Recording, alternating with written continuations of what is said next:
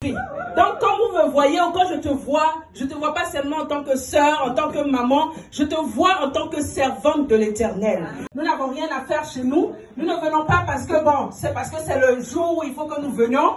C'est le jour de la rencontre des femmes. Non, nous venons à la rencontre de notre Dieu. Amen. Et notre Dieu est bon. Amen. Je suis heureuse d'être parmi vous. Et je rends gloire à Dieu pour la vie de chacun d'entre vous. Je te remercie pour ta présence. Père, je me confie à toi. Toi qui m'as encore permis que je puisse parler en ton nom. Je prie que tu m'utilises selon ta volonté et ta grâce. Et je prie, Père, dans le nom de Jésus, que tu ordonnes à tes anges qui sont mes compagnons de service en cet instant même, de venir ôter tout ce qui peut être distraction au milieu de nous, de venir enlever tout ce qui est incrédulité. L'homme donna des noms à tout le bétail, les oiseaux du ciel et à tous les animaux des champs. Mais pour l'homme, il ne trouvera point d'aide semblable à lui. Excusez-moi avec moi. Genèse 2, le verset 18 à 23. Je lis la parole de Dieu. L'Éternel dit, il n'est pas bon que l'homme soit seul. Je lui ferai une aide semblable à lui. L'Éternel Dieu forma de la terre tous les animaux des champs et tous les oiseaux du ciel. Et il les fit venir vers l'homme pour voir comment il les appelait. Il les appellerait. Et afin que tout être vivant porte le nom que lui donnerait l'homme. Parmi nous, il est parmi nous, notre Sauveur est parmi nous ce soir. Amen. Voilà la finalité. L'homme était seul et voilà que la femme est arrivée, n'est-ce pas? Vous savez, des fois, c'est une bonne chose et c'est une bénédiction. Mais il faut savoir ton origine, femme. Pourquoi déjà tu as été créée? Amen. Parce que la Bible dit que l'homme était créé. L'homme était dans le jardin. L'homme s'occupait de ce qu'il fallait s'occuper. Amen. Mais il était seul. Et Dieu a dit, je ferai une aide. Il n'est pas bon que l'homme soit seul, je lui ferai une aide semblable à lui. L'aide que Dieu emmène, ce sont des animaux. Ah, Dieu n'a pas pensé à la femme tout de suite. Le Seigneur est souverain. Mais soyons ce que la Bible dit. Amen, on a lu ensemble. La Bible dit, premièrement, Dieu n'a pas commencé à penser à la femme. Il dit, faisons une aide pour cet homme-là qui est en train de se balader comme ça. Que ce que Dieu faisait n'était pas bon. Amen. Vous savez, des fois, si on veut questionner Dieu, moi des fois quand j'essaie de questionner Dieu, c'est quand on va être auprès de lui qu'il nous dira tout. Il y a des choses, il garde ça pour lui-même. Et Seigneur, pourquoi tu n'as pas fait l'homme et la femme en même temps? C'était si simple. Ce soit la femme, c'est les animaux que Dieu envoie. Mais qu'est-ce qui se passe? Amen. Donc Dieu envoie toutes sortes d'animaux. L'homme même assis là, il les nomme seulement. Il fait que les nommer, Il nomme tous les animaux que Dieu envoie. Mais à un moment donné, il voit que non. C'est pas bon. Ok, on va voir si toi là, je t'envoie. On envoie les chiens, on envoie les animaux. Mais il voit que non, c'est pas ça. C'est pas du tout ça. Et nous allons beaucoup lire aujourd'hui. Et je prie que vraiment, on puisse comprendre où je veux arriver. Genèse 3, le verset 6. Genèse 3, pardon, le verset. J'ai pas besoin de quelqu'un d'autre. Voici l'origine de la femme. Pourquoi est-ce que nous avons été créés? Ne sautons pas les étapes. Amen. Avant d'être la femme, l'épouse aux côtés d'un homme, avant d'être la chérie et la couronne, tu as été créé pour un but, pour être une aide. Créé en premier, pour être une aide. La véritable aide. Parce qu'il y a des gens aujourd'hui qui se disent que moi, je me contente de mon chien. On continue. Donc, l'homme finit par trouver la femme. C'est-à-dire qu'à un moment donné, bien aimé, avant même que je puisse arriver là-bas, voilà comment la femme arrive. Voilà comment la femme arrive. L'homme, a cité tous les noms des bétails, mais il n'y a rien. Et l'Éternel Dieu a fait tomber un profond sommeil sur l'homme et il s'endormit. Pour être une aide auprès de quelqu'un. Alléluia. Nous continuons. Donc, deuxième chose qui se passe, c'est que la femme a été tellement le vis-à-vis de l'homme. L'homme était tellement bien qu'il ne pouvait pas rester comme ça. Il fallait qu'il y ait quelque chose qui arrive, comme on dit dans les films, n'est-ce pas? Quand on voit un film d'action et qu'il y a quelque chose, il faut qu'il y ait quelque chose qui arrive. Sinon, ce serait trop beau. C'est ce qu'on dit des fois. C'est trop beau pour être vrai. Il y a quelque chose il y a un truc qui ne va pas. Tu as été créé pour être une aide. Mais aide comment? Nous sommes une génération de femmes aujourd'hui où beaucoup de gens oublient. Beaucoup de femmes, je vais arrêter de dire gens. Excusez-moi du terme les hommes aujourd'hui, je vais beaucoup dire femmes, femmes, femmes. Beaucoup de femmes oublient pourquoi elles sont femmes. Il y a du bien et du mal, et qu'on a été chassés, c'est dans ce même jardin-là que Jésus est venu nous redonner notre identité. Alléluia, c'est magnifique. C'est pour cela que nous ne devons pas craindre. C'est pour ça que quand je dis aux gens qui disent oh, la femme ne doit pas prêcher, je dis mais ce que Marie de Magdala a fait, c'était quoi? Elle a couru pour aller dire quoi aux disciples? Elle a dit Jésus-Christ est ressuscité. Pourquoi elles ont accepté le Seigneur? Amen. Alléluia.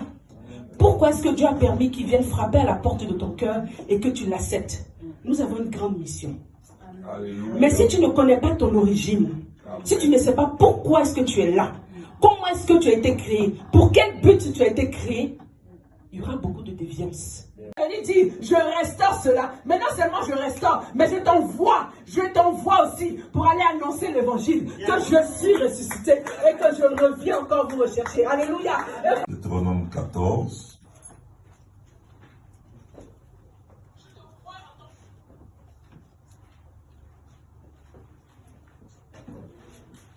J'espère que tout le monde a sa Bible. Hein?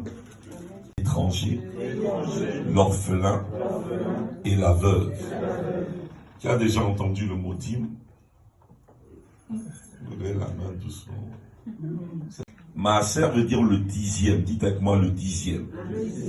Souvent on parle du dixième du revenu, le dixième de ton salaire, le dixième de tes biens. La Bible dit honore l'Éternel avec tes biens et tes greniers regorgeront d'abondance. Souvent, on a pour habitude de dire, oui, la dîme, c'est bien d'honorer Dieu avec le dixième de ton salaire. Je ne suis pas contre, si vous en avez les moyens, si c'est votre conviction, je n'ai aucun souci avec ça. L'œuvre de Dieu a besoin d'argent. Mais je vais vous expliquer ce matin la signification spirituelle de la dîme envers l'étranger, l'orphelin et la veuve. Nous ne parlons que de la dîme qu'on doit déposer dans les paniers. On ne parle jamais de la dîme qu'on doit donner à la... Là, j'ai lu avec vous, hein, je n'ai rien inventé. Voilà. Le problème que moi j'ai, c'est que quand tu enseignes quelque chose, enseigne-le de A jusqu'à Z. Il faut être concentré.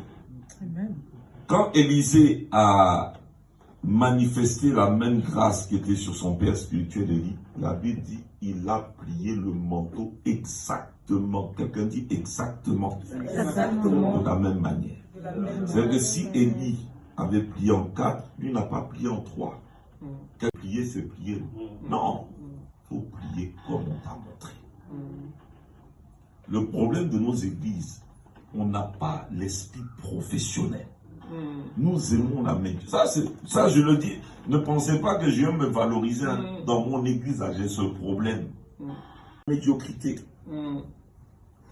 Dieu n'aime pas la médiocrité. Est-ce que vous savez que Dieu même n'aime pas la saleté? Je parle même physique. Quand c'est sale, là, c'est sale. C'est sale, oui. Ça peut être sale un peu là. Mais sale 3 jours, sale 5 jours. Tu dors, tu es sale. Tu dors, tu te laves pas. Tu dors, tu te brosses pas les dents 3 jours. Et tu veux essayer. Dieu même n'aime pas ça. Quand ça sent mauvais, tu jettes pas les poubelles. C'est bizarre. C'est bizarre.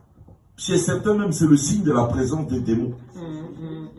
Dites avec moi, il y a un ordre précis. L'étranger, l'orphelin, la veuve. Ce verset parle de la croix.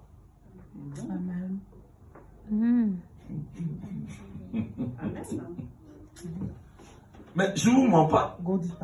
Ce verset parle de la croix. Ce qu'un chrétien mature ou un homme de Dieu mature doit être capable de faire.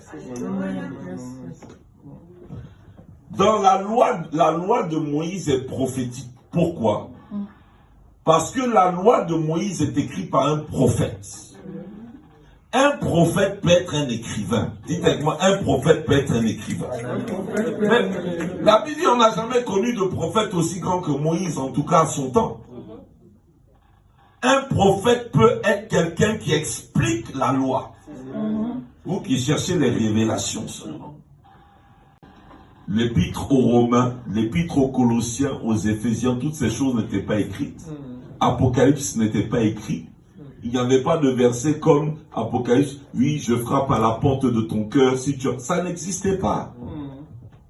Eux, ils ont évangélisé avec les écritures de l'Ancienne Alliance, parce qu'ils avaient une révélation du Seigneur Jésus dans l'Ancienne Alliance. Quand on vous parle de juifs messianiques ou juifs pour Jésus, ce sont des chrétiens en réalité, mais d'origine juive, qui gardent leurs racines juives dans certaines traditions et cultures, et eux sont capables de te démontrer Jésus sans les évangiles, sans les actes, sans les épîtres. Alléluia. C'est pour ça que des fois je me pose la question si certains comprennent que celui-là c'est un prophète. On voit quelqu'un qui enseigne fort, on dit non c'est un docteur. On voit quelqu'un qui a appris, non c'est un évangéliste. Mais toi-même là, tu sais si tu es pasteur, tu as besoin de revoir un peu tes bases, tes ministériels. Il y a des choses que tu n'as pas compris. Parmi l'enseignement des prophètes, c'est la capacité de rentrer dans les côtés secrets où l'œil normal ne voit pas Jésus, mais lui, son œil de prophète voit Jésus. La capacité de certains prophètes, parce qu'il y a diversité de prophètes, c'est de pouvoir voir Jésus là où les autres ne vont pas voir Jésus, dans les écritures des prophéties de l'Ancienne Alliance. Quand les prophètes prophétisaient, ils faisaient des investigations, des méditations et des réflexions sur leur propre prophétie à cause de l'esprit de Christ qui était en eux pour comprendre ce que le Messie qui devait venir devait faire. Tu devais mettre une dîme de côté pour manger.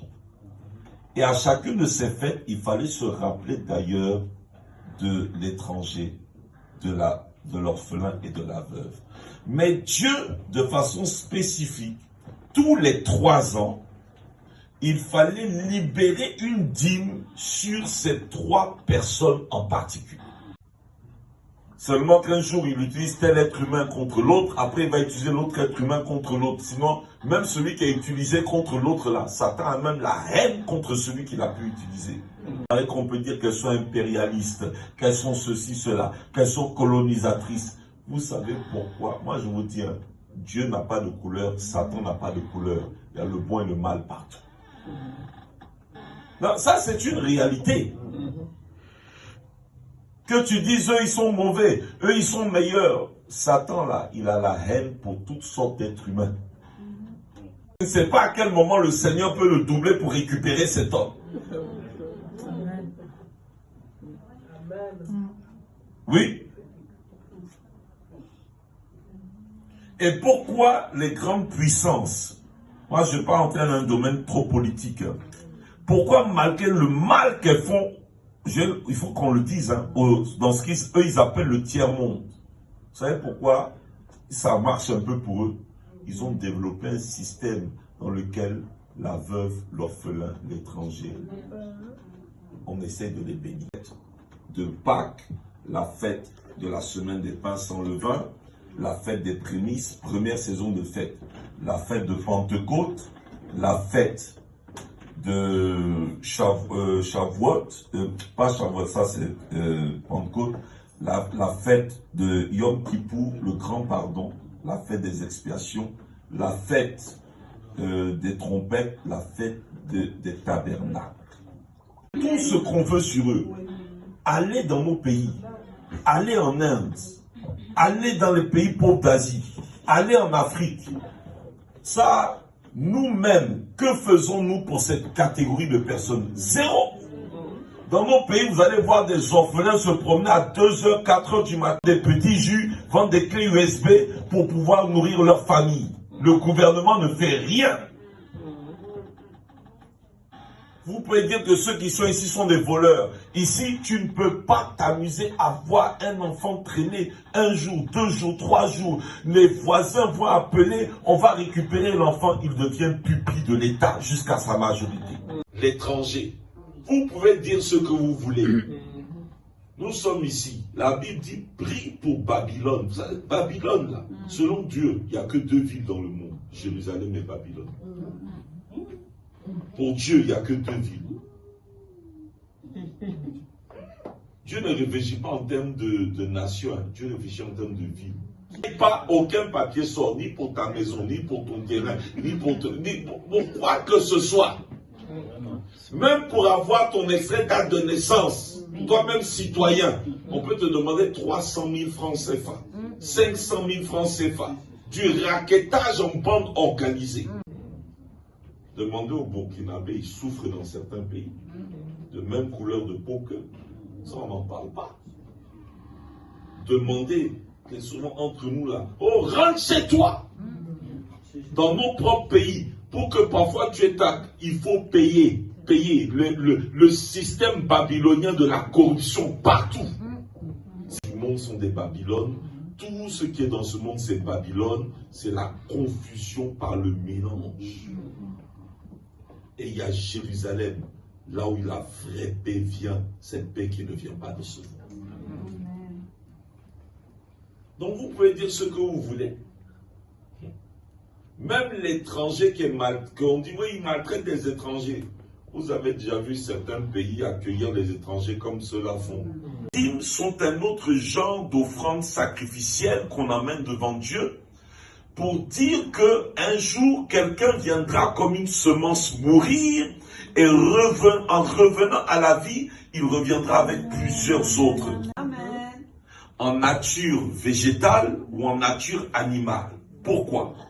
En nature végétale, parce que Jésus a dit, si le grain de blé ne tombe en terre, en parlant de lui, il ne peut porter beaucoup de fruits.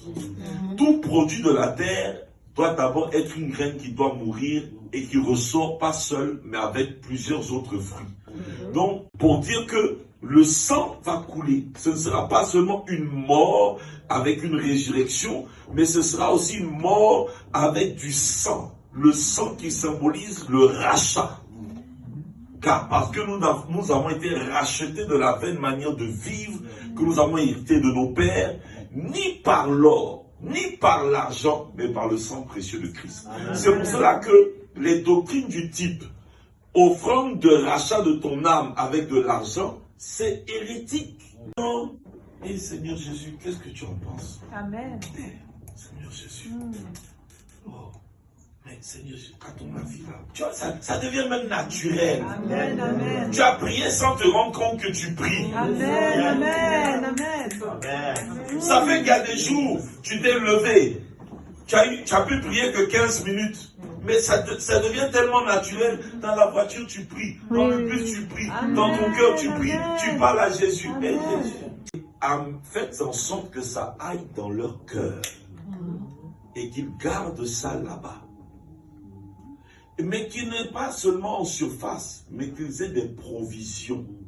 C'est pour cela que Jésus veut que tu grandisses dans la connaissance de sa personne. Pas seulement Jésus est mon Seigneur, mon Sauveur, non. Je dis Christ et je pèse les mots. Je peux te le répéter, anti contre Christ.